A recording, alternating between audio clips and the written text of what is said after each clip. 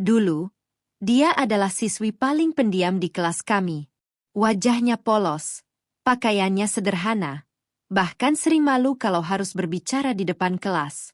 Tapi belasan tahun kemudian, saat kami bertemu lagi, hidupnya berubah drastis. Mobil mewah, tas bermerek, apartemen mahal, dan pesta setiap malam. Semua orang mengira dia wanita sukses. Sampai akhirnya, sebuah rahasia yang selama ini disembunyikan mulai terbongkar satu persatu. Ternyata, kemewahan itu memiliki harga yang jauh lebih mahal daripada yang pernah kami bayangkan. Inilah kisah nyata yang mengajarkan bahwa tidak semua yang terlihat indah benar-benar membawa kebahagiaan. Assalamualaikum warahmatullahi wabarakatuh. Halo sahabat cerita kehidupan. Apa kabar kalian semua? Semoga selalu diberikan kesehatan, kelapangan rezeki, dan keberkahan dalam setiap langkah kehidupan. Seperti biasa, di channel ini kami akan membagikan kisah-kisah kehidupan yang penuh pelajaran, menguras emosi, sekaligus mengingatkan kita bahwa setiap pilihan selalu memiliki konsekuensinya. Sebelum kita mulai, jangan lupa tekan tombol like, subscribe, aktifkan lonceng notifikasi, dan bagikan video ini kepada keluarga maupun teman-teman agar semakin banyak orang yang bisa mengambil hikmah dari cerita yang akan kita sampaikan. Mari kita mulai kisahnya. Di sebuah desa kecil yang dikelilingi hamparan sawah hijau dan jalan-jalan tanah yang setiap musim hujan berubah menjadi kubangan lumpur, aku tumbuh bersama banyak teman masa kecil. Kami bersekolah di SMP negeri satu-satunya di kecamatan itu. Gedungnya sederhana, temboknya mulai memudar, dan bangku-bangkunya sudah dipenuhi coretan nama siswa dari berbagai angkatan. Meski begitu, sekolah itulah yang menyimpan begitu banyak kenangan indah yang hingga kini masih melekat di dalam ingatanku. Dari sekian banyak teman sekelas, ada satu orang yang tidak pernah bisa kulupakan. Namanya Rina. Gadis yang dikenal paling pendiam, paling sederhana, dan mungkin paling polos di antara kami semua. Rina berasal dari keluarga yang sangat sederhana. Ayahnya bekerja sebagai buruh tani yang penghasilannya bergantung pada musim panen, sedangkan ibunya berjualan gorengan di depan rumah sejak pagi hingga sore. Hampir setiap hari Rina datang ke sekolah dengan sepeda tua yang rantainya sering lepas di tengah jalan. Seragamnya selalu bersih walaupun warnanya sudah mulai pudar karena dipakai bertahun-tahun. Sepatunya berkali-kali dijahit, tetapi ia tidak pernah terlihat malu. Bahkan senyumnya selalu mengembang setiap kali kami menyapanya. Kesederhanaan itu membuat banyak guru menyayanginya karena ia dikenal rajin, sopan, dan tidak pernah membuat masalah. Setiap jam istirahat, teman-teman lain sibuk membeli bakso, es sirup, atau jajanan yang dijual di kantin sekolah. Sementara Rina lebih sering duduk di bawah pohon mangga sambil membuka bekal nasi putih dengan telur dadar, atau tempe yang dibungkus daun pisang. Kadang ia mengajakku duduk di sampingnya. Kami makan bersama sambil membicarakan cita-cita yang terasa begitu tinggi bagi anak-anak desa seperti kami. Ia pernah berkata bahwa suatu hari nanti ia ingin membahagiakan kedua orang tuanya. Ia ingin memiliki rumah yang bagus agar ibunya tidak lagi berjualan di depan rumah yang hampir roboh. Waktu itu aku hanya tersenyum karena bagiku mimpi itu terdengar begitu indah. Aku masih ingat suatu sore ketika hujan turun sangat deras sepulang sekolah. Hampir semua siswa dijemput orang tua mereka, sedangkan aku dan Rina berteduh di teras kelas sambil menunggu hujan reda. Saat itulah kami berbincang lebih lama daripada biasanya. Rina bercerita bahwa ia sering merasa sedih melihat ibunya menghitung uang hasil jualan yang tidak seberapa. Ia juga mengaku pernah mendengar kedua orang tuanya berdebat soal biaya sekolahnya. Namun di balik semua kesulitan itu, ia tetap berkata bahwa dirinya tidak ingin menyerah. Baginya, pendidikan adalah satu-satunya jalan untuk mengubah nasib keluarganya. Hari-hari di SMP berlalu begitu cepat. Kami belajar bersama, mengikuti kerja bakti membersihkan sekolah, bermain voli saat pelajaran olahraga, dan saling membantu ketika ada tugas kelompok. Rina tidak pernah menonjol dalam penampilan, tetapi ia selalu menonjol dalam kebaikan. Kalau ada teman yang lupa membawa buku, dialah orang pertama yang meminjamkannya. Kalau ada guru membutuhkan bantuan mengangkat tumpukan buku ke ruang kantor, ia akan segera berdiri tanpa diminta. Sikapnya yang rendah hati membuat hampir semua guru percaya bahwa suatu saat nanti ia akan menjadi orang yang berhasil. Namun kehidupan seringkali memperlihatkan sisi yang tidak dapat ditebak siapapun. Menjelang kelulusan SMP, ayah Rina mengalami kecelakaan saat bekerja di sawah. Kakinya patah sehingga tidak bisa lagi bekerja seperti biasanya. Sejak saat itu keadaan ekonomi keluarganya semakin sulit. Ibunya harus bekerja lebih keras. Sementara Rina mulai membantu berjualan sepulang sekolah. Meski tubuhnya terlihat lelah, ia tetap datang ke kelas dengan senyum yang sama. Tidak pernah sekalipun ia mengeluh di depan kami. Justru ia selalu mengatakan bahwa semuanya akan baik-baik saja. Setelah lulus SMP, jalan hidup kami mulai berbeda. Sebagian teman melanjutkan sekolah di kota, sebagian lagi memilih bekerja membantu orang tua. Aku masih sempat beberapa kali bertemu Rina di pasar desa ketika ia membantu ibunya berjualan. Penampilannya tetap sederhana seperti dulu. Ia selalu menyapaku dengan ramah dan menanyakan kabarku. Kami masih sempat tertawa mengenang masa-masa sekolah, seolah kehidupan akan terus berjalan seperti itu selamanya. Tidak ada satupun dari kami yang membayangkan bahwa pertemuan-pertemuan kecil itu akan menjadi kenangan terakhir sebelum hidup kami berubah ke arah yang sama sekali berbeda. Beberapa tahun kemudian, aku mendengar kabar bahwa Rina memutuskan merantau ke kota. Katanya, ia mendapat pekerjaan yang menawarkan gaji jauh lebih besar daripada bekerja di desa. Banyak tetangga ikut senang mendengar kabar itu. Mereka berharap Rina akhirnya bisa mengangkat derajat keluarganya. Bahkan ibuku pernah berkata bahwa anak sebaik Rina pasti akan sukses karena ia rajin dan tidak pernah macam-macam. Aku pun mempercayainya. Dalam pikiranku, mungkin ia bekerja di kantor, di toko besar, atau menjadi pegawai perusahaan. Tidak sedikit pun muncul prasangka buruk tentang jalan hidup yang akan dipilihnya. Waktu terus berlalu. Kesibukan pekerjaan membuatku jarang pulang ke desa. Media sosial menjadi satu-satunya tempat untuk mengetahui kabar teman-teman lama.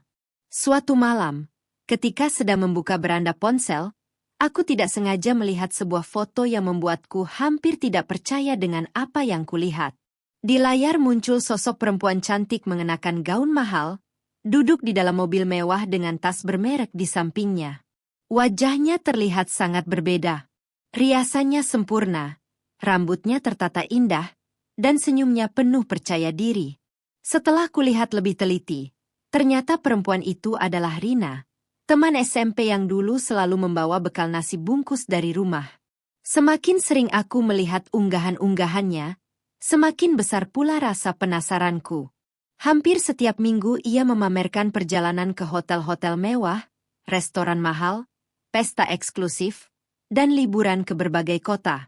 Orang-orang di kolom komentar memuji keberhasilannya. Banyak yang mengatakan bahwa ia telah menjadi wanita sukses. Namun, entah mengapa, jauh di dalam hatiku muncul perasaan yang sulit dijelaskan. Ada sesuatu yang terasa tidak biasa.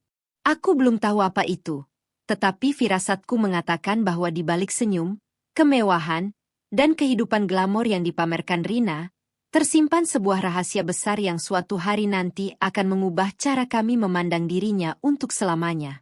Beberapa bulan setelah melihat berbagai unggahan Rina di media sosial, aku akhirnya mendapat kesempatan pulang ke kampung halaman untuk menghadiri acara pernikahan sepupuku. Desa itu masih sama seperti yang kuingat. Jalanannya masih dipenuhi pepohonan rindang, anak-anak masih bermain layang-layang di sawah, dan suara azan dari masjid tua masih terdengar menenangkan setiap sore. Namun ada satu hal yang berbeda. Hampir di setiap sudut warung kopi, orang-orang membicarakan satu nama yang terus muncul dalam percakapan mereka. Nama itu adalah Rina. Ada yang memujinya karena dianggap telah berhasil mengubah nasib keluarga. Ada pula yang berbicara dengan nada penuh tanda tanya, seolah menyimpan rasa penasaran yang belum terjawab. Aku hanya mendengarkan tanpa ikut berkomentar karena aku sendiri belum mengetahui kenyataan yang sebenarnya. Pada malam resepsi pernikahan, aula desa dipenuhi para tamu. Musik mengalun pelan, anak-anak berlarian di halaman, sementara para ibu sibuk berbincang mengenai keluarga masing-masing. Aku sedang menikmati segelas teh hangat, ketika tiba-tiba terdengar suara mobil berhenti di depan gedung. Semua kepala spontan menoleh ke arah pintu masuk. Sebuah mobil mewah berwarna hitam mengilap perlahan berhenti, jauh berbeda dengan kendaraan yang biasa terlihat di desa kami. Beberapa orang langsung berbisik-bisik. Bahkan anak-anak kecil berlarian mendekat hanya untuk melihat siapa yang turun dari mobil tersebut. Pintu mobil terbuka perlahan. Seorang perempuan keluar dengan langkah penuh percaya diri. Ia mengenakan gaun elegan berwarna krem yang tampak mahal, dipadukan dengan sepatu hak tinggi dan tas bermerek yang berkilau diterpa cahaya lampu. Perhiasan yang melingkar di leher dan tangannya membuat penampilannya semakin mencolok. Rambutnya tertata rapi, wajahnya dirias dengan sangat anggun, dan aroma parfum mahal tercium bahkan dari beberapa meter jauhnya. Butuh beberapa detik bagiku untuk menyadari bahwa perempuan itu adalah Rina. Gadis sederhana yang dulu datang ke sekolah dengan sepeda tua kini berdiri bak seorang sosialita yang biasa menghadiri pesta-pesta kalangan atas. Kedatangannya langsung menjadi pusat perhatian. Banyak orang menghampiri untuk menyapa dan mengajaknya berfoto. Beberapa teman lama tampak kagum melihat perubahan hidupnya. Mereka memuji kecantikannya, memuji mobil yang ia gunakan, bahkan bertanya tentang pekerjaannya di kota. Rina menjawab semua pertanyaan dengan senyum yang tampak sempurna. Ia mengatakan bahwa dirinya sekarang memiliki bisnis dan sering bertemu orang-orang penting. Jawabannya terdengar singkat namun cukup membuat semua orang semakin mengaguminya. Tidak ada yang berani bertanya lebih jauh karena penampilannya seolah telah menjawab semua rasa ingin tahu mereka. Saat suasana mulai sedikit tenang, pandangan kami akhirnya bertemu. Wajahnya sempat terlihat terkejut sebelum akhirnya berubah menjadi senyum hangat yang mengingatkanku pada Rina semasa SMP. Ia menghampiriku dan langsung menyebut namaku. Kami berjabat tangan, lalu tertawa kecil mengenang masa sekolah yang telah lama berlalu. Di hadapan banyak orang, ia terlihat sangat ramah dan bersahabat. Ia bahkan meminta maaf karena sudah lama tidak memberi kabar. Meskipun penampilannya berubah drastis, cara bicaranya masih terdengar lembut seperti dulu. Namun entah mengapa, aku merasakan ada sesuatu yang sedang ia sembunyikan di balik senyum itu. Setelah acara selesai, Rina mengajakku berbincang di halaman gedung yang mulai sepi. Lampu-lampu hias masih menyala, sementara angin malam bertiup pelan membawa aroma tanah yang baru saja diguyur hujan. Kami duduk di bangku kayu sambil mengenang berbagai kenangan semasa SMP. Ia tertawa saat mengingat bagaimana rantai sepedanya sering lepas di tengah jalan, bagaimana kami pernah dihukum guru karena terlambat masuk kelas, dan bagaimana ia dulu selalu membawa bekal sederhana dari rumah. Untuk sesaat, aku merasa sedang berbicara dengan Rina yang dulu ku kenal. Namun ketika pembicaraan mulai mengarah pada kehidupannya sekarang, ekspresi wajahnya perlahan berubah. Aku memberanikan diri bertanya pekerjaan apa yang membuat hidupnya berubah begitu cepat. Rina hanya tersenyum tipis sebelum menjawab bahwa rezeki setiap orang sudah diatur Tuhan. Ia berkata bahwa hidup di kota mengajarkannya banyak hal dan mempertemukannya dengan orang-orang yang memiliki pengaruh besar. Ketika kutanya bisnis apa yang sedang dijalankannya, ia tidak menjawab secara langsung. Ia hanya mengatakan bahwa dirinya sering membantu beberapa orang penting mengurus berbagai keperluan. Jawaban itu terdengar menggantung. Bukannya rasa penasaranku hilang, justru semakin bertambah besar. Beberapa saat kemudian, sebuah ponsel mahal yang berada di atas meja bergetar. Nama seseorang muncul di layarnya, tetapi Rina dengan cepat membalikkan posisi ponsel sebelum aku sempat membacanya. Wajahnya yang semula tenang mendadak berubah sedikit tegang. Ia meminta izin mengangkat telepon dan berjalan menjauh beberapa langkah. Dari tempatku duduk, aku hanya bisa melihat ekspresinya yang terus berubah. Sesekali ia mengangguk, sesekali ia terlihat gugup. Lalu akhirnya berkata bahwa dirinya akan segera berangkat malam itu juga. Pembicaraan telepon itu berlangsung singkat, tetapi cukup membuat suasana di antara kami berubah menjadi canggung. Tak lama kemudian, sebuah mobil mewah lain datang menjemputnya. Kali ini mobil tersebut menggunakan plat nomor khusus yang jarang terlihat di desa kami.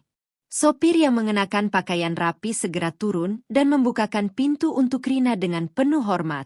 Anehnya, di kursi belakang sudah duduk seorang pria parubaya yang wajahnya tidak terlihat jelas karena kaca mobil cukup gelap. Saat Rina masuk ke dalam mobil, pria itu hanya menganggukkan kepala tanpa keluar menyapa siapapun. Mobil kemudian melaju meninggalkan lokasi dengan sangat cepat. Aku hanya bisa memandangi lampu belakangnya yang perlahan menghilang di ujung jalan, sementara berbagai pertanyaan mulai memenuhi pikiranku. Keesokan harinya, rasa penasaran itu semakin besar ketika tanpa sengaja aku mendengar beberapa ibu sedang bergosip di warung dekat rumah. Salah seorang dari mereka berkata bahwa Rina memang sering pulang ke desa, tetapi tidak pernah sendirian. Katanya, selalu ada mobil mewah yang mengantar atau menjemputnya pada malam hari. Ada pula yang mengatakan bahwa ia sering terlihat berpindah-pindah kota hanya dalam hitungan hari. Namun ketika ditanya soal pekerjaannya, jawabannya selalu berubah-ubah. Sebagian warga menganggap semua itu wajar karena mungkin ia memang telah sukses. Sebagian lainnya justru mulai menyimpan kecurigaan. Tidak ada seorang pun yang memiliki bukti, sehingga semuanya hanya menjadi bisik-bisik yang beredar dari mulut ke mulut. Malam itu aku tidak bisa tidur. Bayangan Rina terus memenuhi pikiranku. Aku teringat gadis sederhana yang pernah bermimpi membelikan rumah untuk kedua orang tuanya. Aku juga teringat senyum tulusnya ketika masih duduk di bangku SMP. Kini, di balik gaun mahal, mobil mewah, dan kehidupan glamor yang dipamerkannya, aku merasakan ada luka yang sedang disembunyikan rapat-rapat. Aku belum mengetahui apa sebenarnya yang terjadi selama ia hidup di kota. Namun satu hal mulai terasa jelas. Pertemuan kami malam itu bukanlah akhir dari sebuah nostalgia, melainkan awal dari terbukanya sebuah rahasia besar yang akan mengguncang bukan hanya hidup Rina, tetapi juga seluruh orang yang pernah mengenalnya sejak kecil. Beberapa hari setelah pertemuanku dengan Rina di acara pernikahan itu, rasa penasaranku justru semakin besar. Aku terus mengingat setiap kalimat yang ia ucapkan malam itu. Jawabannya selalu terdengar samar, seolah sengaja dibuat agar orang lain berhenti bertanya. Namun semakin ia berusaha menutupi kehidupannya, semakin banyak pertanyaan yang muncul di dalam pikiranku. Gadis sederhana yang dulu bermimpi mengangkat derajat keluarganya kini hidup dalam kemewahan yang sulit dijelaskan. Aku tidak ingin langsung mempercayai gosip yang beredar di desa, tetapi firasatku mengatakan bahwa ada sesuatu yang memang sedang disembunyikan. Suatu sore aku bertemu dengan Dimas, teman lama kami semasa SMP, di sebuah warung kopi dekat pasar. Setelah berbincang tentang pekerjaan dan keluarga, pembicaraan kami perlahan mengarah kepada Rina. Dimas menghela napas panjang sebelum berkata bahwa beberapa bulan lalu ia pernah bertemu Rina di sebuah hotel berbintang saat sedang menghadiri acara kantor di kota. Menurutnya, Rina datang bersama rombongan orang-orang berpengaruh yang mendapat pengawalan ketat. Dimas tidak berani menyimpulkan apapun, tetapi ia merasa ada sesuatu yang janggal karena Rina tampak hidup di lingkungan yang sangat berbeda dengan latar belakangnya. Aku masih berusaha berpikir positif. Mungkin saja Rina memang bekerja sebagai konsultan, staf pribadi, atau memiliki bisnis yang membuatnya sering bertemu tokoh penting. Namun keraguanku mulai muncul ketika Dimas menunjukkan beberapa foto yang diambil dari kejauhan pada acara tersebut. Di salah satu foto, Rina tampak mengenakan gaun elegan sambil berbincang akrab dengan sejumlah tamu penting. Tidak ada yang salah dengan foto itu, tetapi ekspresi wajah Rina terlihat berbeda. Senyum yang ia tampilkan di media sosial tampak menghilang. Yang terlihat justru sorot mata yang lelah, seolah sedang memikul beban yang tidak diketahui siapapun. Malam harinya aku membuka kembali akun media sosial Rina. Hampir semua unggahannya dipenuhi kemewahan. Restoran eksklusif, kamar hotel yang megah, pesta ulang tahun mewah, perjalanan ke berbagai kota, hingga hadiah-hadiah bernilai fantastis. Akan tetapi, ada satu hal yang membuatku mulai merasa aneh. Tidak pernah ada satupun unggahan yang menunjukkan dirinya sedang bekerja. Tidak ada foto kantor, tidak ada aktivitas bisnis, bahkan tidak ada penjelasan mengenai perusahaan yang ia jalankan. Semua yang terlihat hanyalah hasil akhirnya, kemewahan yang seolah datang tanpa proses. Beberapa hari kemudian, tanpa sengaja aku bertemu Bu Sari, mantan guru bahasa Indonesia kami. Beliau masih mengingat Rina sebagai siswi yang rajin dan penuh sopan santun. Dengan wajah sendu beliau berkata bahwa beberapa tahun lalu Rina pernah datang ke sekolah untuk memberikan bantuan renovasi perpustakaan. Saat itu semua guru merasa bangga melihat keberhasilannya. Namun setelah itu, Rina tidak pernah datang lagi. Ketika Bu Sari mencoba menghubunginya beberapa kali, nomor teleponnya selalu berganti. Beliau mengaku sering mendoakan agar mantan muridnya itu benar-benar berada di jalan yang baik. Seminggu kemudian aku kembali ke kota untuk bekerja. Suatu malam, saat hendak pulang dari kantor, aku melihat sosok yang sangat kukenal keluar dari lobi sebuah gedung mewah. Itu adalah Rina. Ia tampak tergesa-gesa memasuki mobil yang sudah menunggu di depan. Wajahnya terlihat pucat dan matanya sembab seperti baru saja menangis. Berbeda dengan penampilannya di media sosial yang selalu penuh senyum, malam itu ia tampak kehilangan semangat. Aku sempat ingin menyapanya, tetapi mobil itu melaju begitu cepat hingga menghilang di tengah padatnya lalu lintas. Beberapa hari berselang, aku menerima sebuah pesan singkat dari nomor yang tidak kukenal. Isi pesannya sangat sederhana. Kalau masih peduli sebagai teman lama, jangan menilai hidup seseorang hanya dari apa yang terlihat. Tidak ada nama pengirim. Namun entah mengapa aku yakin pesan itu berasal dari Rina. Aku mencoba membalas, tetapi nomor tersebut sudah tidak aktif. Sejak saat itu aku mulai menyadari bahwa mungkin selama ini kami semua hanya melihat permukaan hidupnya, sementara kenyataan yang sebenarnya jauh lebih rumit daripada gosip yang beredar. Rasa penasaranku akhirnya sedikit terjawab ketika aku bertemu dengan seseorang yang mengaku pernah bekerja di lingkungan pergaulan kelas atas yang sama dengan Rina. Ia tidak mengenal Rina secara dekat, tetapi mengatakan bahwa tidak semua orang yang tampil mewah benar-benar memiliki kehidupan yang bahagia.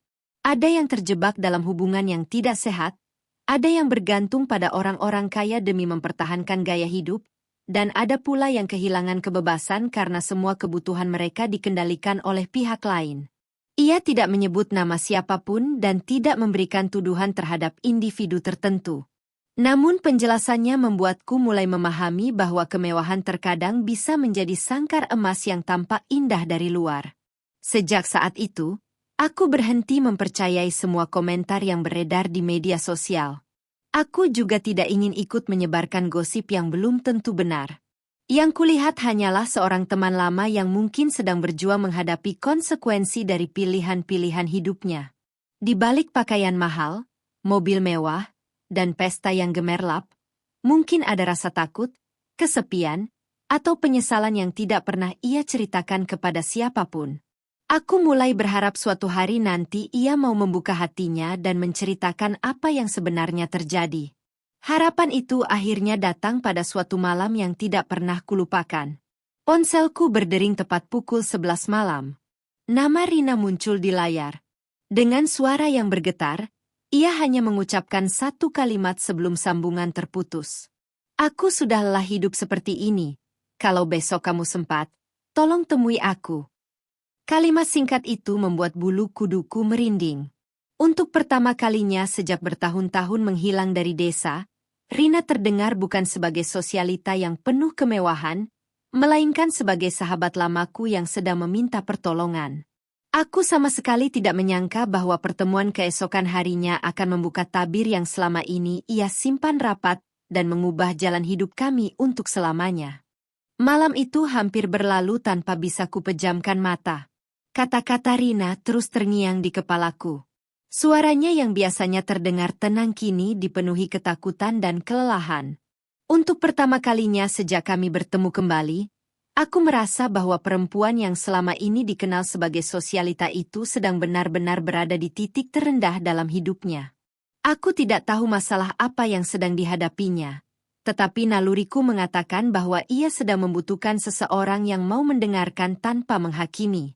Keesokan paginya, sesuai alamat yang dikirimkan melalui pesan singkat, aku datang ke sebuah kafe yang berada di sudut kota. Tempat itu cukup sepi karena masih pagi.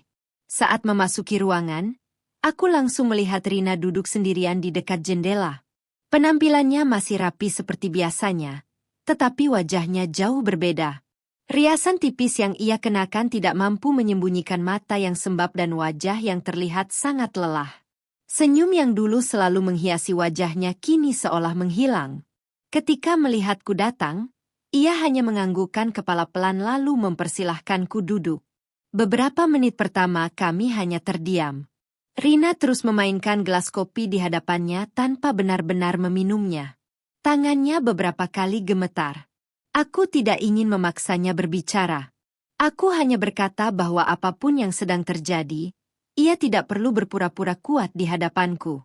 Mendengar kalimat itu, air mata yang sejak tadi ditahannya akhirnya jatuh membasahi pipinya.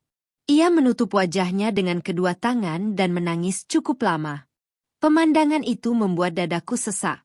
Sosok perempuan yang selama ini terlihat begitu sempurna ternyata menyimpan luka yang begitu dalam. Setelah emosinya sedikit mereda, Rina mulai bercerita. Ia mengaku bahwa ketika pertama kali datang ke kota, hidupnya tidak semudah yang dibayangkan. Berkali-kali ia melamar pekerjaan, tetapi selalu ditolak karena tidak memiliki pengalaman maupun pendidikan yang tinggi. Tabungannya habis untuk biaya kos dan makan. Pernah suatu ketika ia hanya mampu membeli mie instan selama beberapa hari berturut-turut. Dalam keadaan putus asa, ia berkenalan dengan lingkungan pergaulan yang menjanjikan kehidupan serba cepat dan penuh kemewahan. Awalnya ia hanya menghadiri berbagai acara dan pesta karena berharap bisa mendapatkan relasi untuk memperoleh pekerjaan yang lebih baik. Namun semakin lama, ia merasa semakin sulit melepaskan diri dari lingkungan tersebut. Rina tidak menceritakan setiap detail kehidupannya. Ia hanya mengatakan bahwa sedikit demi sedikit ia mulai terbiasa dengan gaya hidup mewah yang sebelumnya hanya bisa ia lihat di televisi. Hadiah mahal, perjalanan keluar kota, apartemen yang nyaman, pakaian bermerek, dan berbagai fasilitas membuatnya merasa seolah semua kesulitan hidupnya telah berakhir. Namun di balik semua itu, ia mengaku kehilangan sesuatu yang jauh lebih berharga. Ia kehilangan ketenangan. Ia tidak lagi bebas menentukan jalan hidupnya sendiri. Setiap keputusan terasa dipengaruhi oleh orang-orang yang memiliki kekuasaan dan uang. Semakin lama, ia merasa seperti hidup di dalam sangkar yang pintunya tidak pernah benar-benar terbuka. Dengan suara lirih, Rina berkata bahwa orang-orang hanya melihat foto-fotonya yang penuh senyum. Tidak ada yang tahu bahwa hampir setiap malam ia menangis sendirian di apartemennya. Tidak ada yang tahu bahwa ia sering ingin pulang ke desa, tetapi malu menghadapi kedua orang tuanya yang begitu bangga menganggap putrinya telah sukses. Ia takut mengecewakan mereka. Karena itulah ia terus mempertahankan citra sebagai perempuan yang bahagia. Meskipun kenyataannya setiap hari ia merasa semakin kosong. Aku capek pura-pura, ucapnya pelan sambil kembali menghapus air mata. Belum sempat pembicaraan kami selesai.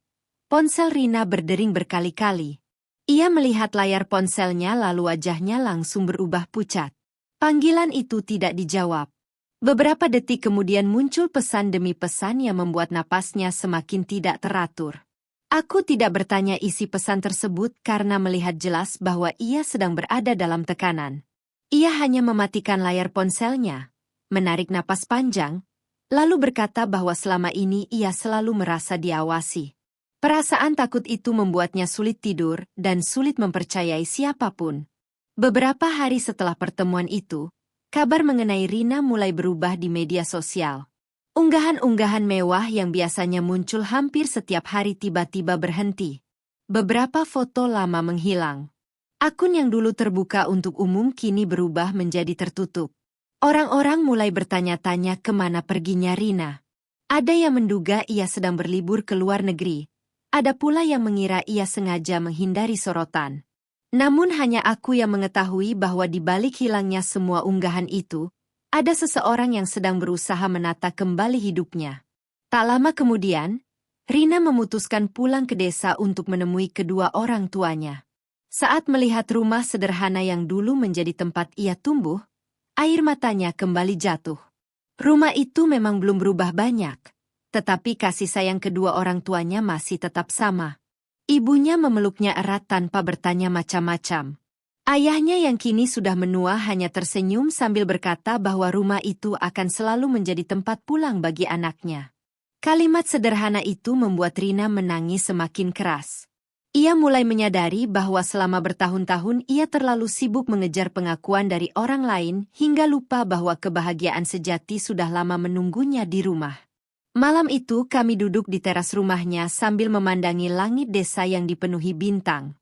Rina berkata bahwa ia ingin memulai hidup dari awal. Ia tahu jalannya tidak akan mudah. Ia mungkin harus kehilangan kemewahan, menghadapi cibiran, dan menerima kenyataan bahwa membangun kembali kepercayaan membutuhkan waktu yang panjang. Namun untuk pertama kalinya setelah bertahun-tahun, aku melihat senyum yang benar-benar tulus di wajahnya. Bukan senyum yang dibuat untuk kamera, bukan senyum demi menjaga citra, melainkan senyum seseorang yang akhirnya berani menghadapi kenyataan. Kami tidak tahu seperti apa masa depan yang menantinya. Namun satu hal mulai terasa pasti. Kemewahan yang selama ini membelenggunya telah mulai runtuh, dan di balik reruntuhan itu muncul secercah harapan bahwa hidupnya masih bisa diperbaiki, meski jalan menuju penebusan ternyata baru saja dimulai. Beberapa minggu setelah kepulangannya ke desa, kehidupan Rina berubah 180 derajat. Tidak ada lagi foto-foto makan malam di restoran mewah, tidak ada lagi unggahan dari hotel berbintang, dan tidak ada lagi potret dirinya mengenakan pakaian glamor yang selama ini memenuhi media sosial. Banyak orang bertanya-tanya kemana perginya Rina yang dulu begitu gemar memamerkan gaya hidup mewah. Sebagian mengira ia sedang sibuk membangun bisnis baru, sebagian lagi mulai menyebarkan berbagai dugaan. Namun Rina memilih diam. Untuk pertama kalinya setelah bertahun-tahun, ia tidak lagi merasa harus menjelaskan hidupnya kepada semua orang. Ia sadar bahwa penilaian manusia tidak akan pernah bisa ia kendalikan. Yang bisa ia ubah hanyalah dirinya sendiri. Hari-hari berikutnya diisi dengan hal-hal sederhana yang dulu pernah ia rindukan. Setiap pagi ia membantu ibunya menyiapkan dagangan, menyapu halaman rumah, lalu menemani ayahnya yang kesehatannya mulai menurun. Tetangga yang dulu memujinya karena dianggap sukses kini memandangnya dengan berbagai ekspresi. Ada yang menyambutnya dengan hangat, tetapi tidak sedikit yang berbisik-bisik saat ia lewat. Rina mendengar semua itu, namun ia memilih menundukkan kepala dan tetap tersenyum. Ia pernah berkata kepadaku bahwa menerima cibiran jauh lebih ringan daripada terus hidup dengan kepura-puraan yang membuatnya kehilangan jati diri. Suatu sore kami duduk di bawah pohon mangga di halaman sekolah SMP tempat kami dulu belajar. Bangku kayu itu masih ada, meski catnya telah memudar dimakan usia. Rina memandang ke arah lapangan sekolah dengan mata yang berkaca-kaca. Ia berkata bahwa di tempat itulah ia pernah bermimpi sederhana, yaitu ingin membahagiakan kedua orang tuanya dengan cara yang baik. Namun dalam perjalanan hidupnya, ia sempat tersesat karena mengira kebahagiaan hanya bisa diukur dari kemewahan. Ia mengaku bahwa ketika mulai menikmati kehidupan glamor, ia perlahan melupakan nilai-nilai yang dulu diajarkan keluarganya. Kejujuran, kesederhanaan, dan kerja keras. Pengakuan itu keluar dengan penuh penyesalan, bukan untuk mencari simpati, tetapi sebagai bentuk kejujuran kepada dirinya sendiri. Beberapa bulan kemudian, Rina memutuskan menjual sebagian barang-barang mewah yang masih dimilikinya. Tas, jam tangan, dan berbagai aksesori yang dulu begitu dibanggakannya kini ia lepaskan satu persatu. Hasil penjualannya tidak ia gunakan untuk berfoya-foya, melainkan untuk membantu melunasi utang keluarga dan membuka usaha kecil di desa bersama ibunya. Mereka mulai memperluas usaha gorengan menjadi warung makan sederhana. Pekerjaan itu memang melelahkan, tetapi setiap malam Rina tidur dengan hati yang jauh lebih tenang daripada saat ia tinggal di apartemen mewah di kota. Perubahan Rina perlahan mulai terlihat oleh warga desa. Orang-orang yang awalnya hanya bergosip kini mulai menyadari bahwa ia benar-benar ingin memperbaiki hidupnya. Ia ikut bergotong royong saat ada kegiatan kampung, membantu anak-anak belajar secara sukarela, dan sesekali memberikan motivasi kepada remaja desa agar tidak mudah tergiur oleh janji kesuksesan instan. Ia tidak pernah menceritakan seluruh masa lalunya secara rinci. Ia hanya berkata bahwa setiap pilihan memiliki konsekuensi, dan tidak semua kemewahan membawa ketenangan. Kalimat itu sederhana, tetapi terasa sangat dalam karena keluar dari seseorang yang pernah merasakan dua sisi kehidupan. Suatu hari Bu Sari, guru bahasa Indonesia kami, datang ke warung kecil milik keluarga Rina. Setelah berbincang cukup lama, beliau memegang tangan Rina sambil tersenyum hangat. Beliau berkata bahwa manusia bisa saja melakukan kesalahan, tetapi yang paling penting adalah keberanian untuk mengakui kekeliruan dan memperbaikinya. Mendengar nasihat itu, air mata Rina kembali mengalir. Selama bertahun-tahun ia hidup dalam ketakutan akan penilaian orang lain. Namun hari itu ia mulai percaya bahwa masa depan tidak harus ditentukan oleh masa lalu, melainkan oleh keputusan yang diambil hari ini. Warung kecil milik keluarga Rina semakin ramai dari hari ke hari. Bukan karena bangunannya megah atau makanannya mewah, melainkan karena para pelanggan merasakan keramahan dan kejujuran yang mereka berikan. Rina tidak lagi malu mengenakan pakaian sederhana. Ia justru merasa bangga bisa bekerja bersama ibunya sejak pagi hingga malam. Sesekali aku melihatnya tersenyum sambil melayani pelanggan. Senyum itu sangat berbeda dengan senyum yang dulu kulihat di media sosial. Kini senyumnya lahir dari hati yang mulai menemukan kedamaian, bukan dari kebutuhan untuk mempertahankan citra di hadapan orang lain. Beberapa waktu kemudian, saat kami kembali berkumpul dalam acara reuni kecil SMP, teman-teman lama menyambut Rina dengan hangat. Tidak ada lagi mobil mewah yang mengantarnya. Ia datang mengendarai mobil sederhana bersama kedua orang tuanya. Penampilannya jauh lebih bersahaja, tetapi entah mengapa justru terlihat lebih anggun. Ketika diminta berbicara di depan teman-teman, ia hanya menyampaikan satu pesan. Ia mengatakan bahwa hidup tidak selalu berjalan sesuai rencana, dan setiap orang bisa saja tersesat. Namun selama masih memiliki keberanian untuk kembali ke jalan yang benar, harapan itu selalu ada. Ruangan menjadi hening. Beberapa teman bahkan tampak menitikkan air mata mendengar ketulusannya. Dalam perjalanan pulang dari reuni itu, aku kembali teringat Rina yang ku kenal di bangku SMP. Gadis yang dulu membawa bekal nasi bungkus, mengayuh sepeda tua, dan selalu tersenyum meski hidupnya serba kekurangan. Aku akhirnya menyadari bahwa kebahagiaan yang sesungguhnya bukanlah ketika seseorang berhasil mengumpulkan kemewahan, melainkan ketika ia bisa pulang kepada nilai-nilai baik yang pernah membentuk dirinya. Jalan hidup Rina memang penuh tikungan, kesalahan, dan penyesalan. Namun keberaniannya untuk berubah memberikan pelajaran yang sangat berharga bagiku. Kini setiap kali aku melewati warung sederhana itu, aku selalu melihat Rina membantu ibunya melayani pembeli dengan wajah yang tenang. Tidak ada lagi sorotan kamera, pesta mewah, ataupun kehidupan glamor yang dulu menjadi pusat perhatian banyak orang. Yang ada hanyalah seorang perempuan yang sedang membangun kembali hidupnya dengan kerja keras, kejujuran, dan kasih sayang keluarganya.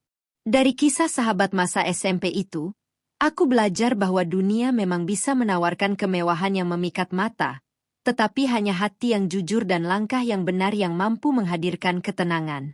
Sebab pada akhirnya, bukan seberapa tinggi seseorang pernah terbang yang akan dikenang, melainkan keberaniannya untuk bangkit, memperbaiki diri, dan menemukan jalan pulang menuju kehidupan yang lebih bermakna. Sahabat cerita kehidupan. Dari kisah ini kita belajar bahwa kemewahan yang diperoleh dengan cara yang salah seringkali hanya memberikan kebahagiaan sesaat. Harta, popularitas, dan kehidupan yang tampak sempurna tidak selalu mencerminkan ketenangan hati. Jalan pintas mungkin terlihat mudah, tetapi konsekuensinya bisa sangat panjang dan menyakitkan. Setiap orang pasti pernah menghadapi kesulitan ekonomi ataupun tekanan hidup. Namun, mempertahankan harga diri, kejujuran, dan bekerja dengan cara yang baik akan memberikan ketenangan yang tidak bisa dibeli dengan uang sebanyak apapun. Jangan pernah iri dengan kehidupan orang lain yang hanya terlihat indah dari luar. Kita tidak pernah tahu pengorbanan, penderitaan, atau bahkan rahasia yang mereka sembunyikan di balik senyuman dan kemewahan yang dipamerkan.